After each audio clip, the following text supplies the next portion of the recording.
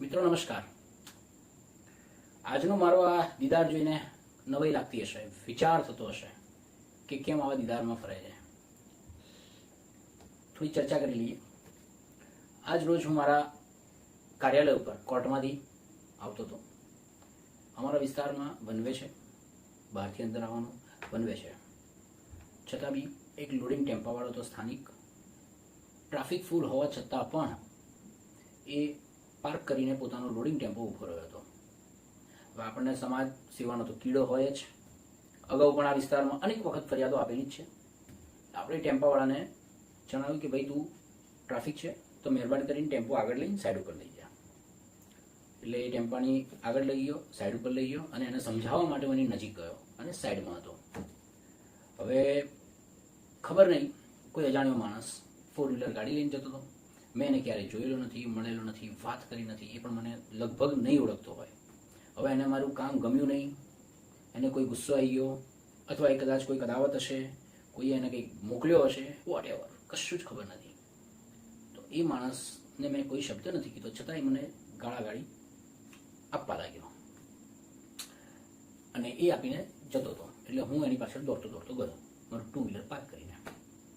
આગળ જઈને 10-20 મીટર પછી એને મેં ઊભો રાખ્યો। એ ઊભો રહ્યો એટલે મેં એને સવાલ પૂછ્યો કે ભાઈ તમને કેમ મને ગાળાગાળી કરી? હવે હું તમને ઓળખતો નથી, તમામ વાતોનું વર્ણન કર્યું, છતાં એ માણસ કોઈ ડોન હોય, કોઈ આમ હીરો હોય, અત્યારે તો વિલનનો હીરો આવે એવા પિક્ચરો આવે, કોઈ પિક્ચર જોઈને આવ્યો હશે એ તો વધુ ગાળાગાળી કરવા માટે મારી સાથે ગાળા બોલવાની મેં એને ના પાડી તો ભાઈ સાહેબે હાથ ચલાકી ચાલુ કરી દીધી, ફેંટ પકડી લીધી, એટલે બટન તૂટી ગયા છે અને ફેંટ પકડે એટલે બટન તો તૂટી જ જાય। પછી એને 5-6 ફૂટનો હતો, 5.5-6 ફૂટનો તો હશે કે એને ગાડીમાંથી મારી જોડે બોક્સિંગ ચાલુ કરી નાખી। તો આ બધું તો વાગ્યું, પણ હવે આપણે થોડા માર ખાધેલા મજબૂત માણસ છીએ એટલે વાંધો ન આવ્યો। પણ ખાલી ખોટી બબાલ કરવી, ઝઘડો કરવો કેટલી વાત યોગ્ય છે? અને આ બધી હાથ ચલાકી કરી, ધમકીઓ બી આપી, પછી થોડી ઝપાઝપી બધું તો થાય જ, થોડું ઘણું આપણે બાકી તો ન રાખ્યું હોય, 100 બચાવ તો હોય જ, ડિફેન્સિવ જાણતા હોઈએ છીએ। આ દરમિયાનની અંદર પછી એને મને ધમકી આવી, એટલે આપણે તો આપણે બચાવ પૂરતું કરીએ, બાકી અંગત મારે કોઈની જોડે દુશ્મની હતી નહીં। એટલે ત્યાર પછી અમે લડવા ઝઘડવાનું થાકી ગયું એટલે બંધ થઈ ગયું, પછી જતો રહ્યો।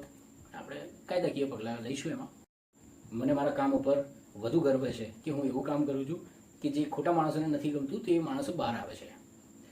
પછી તો કંઈ નહીં, આપણે કાયદાકીય જ પગલાં લઈશું અને એ પ્રમાણે જ મેં સ્થાનિક પોલીસ સ્ટેશનમાં આ અજાણ્યા ઈસમ વિરુદ્ધમાં ફરિયાદ પણ નોંધાઈ।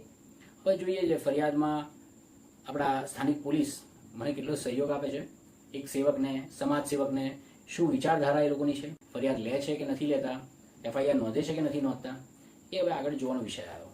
પણ મુખ્ય આ સ્થિતિમાં પણ મને એવું થયું કે હું મારું કામ તો અટકાઈશ જ નહીં, કામ ચાલુ જ રાખીશ।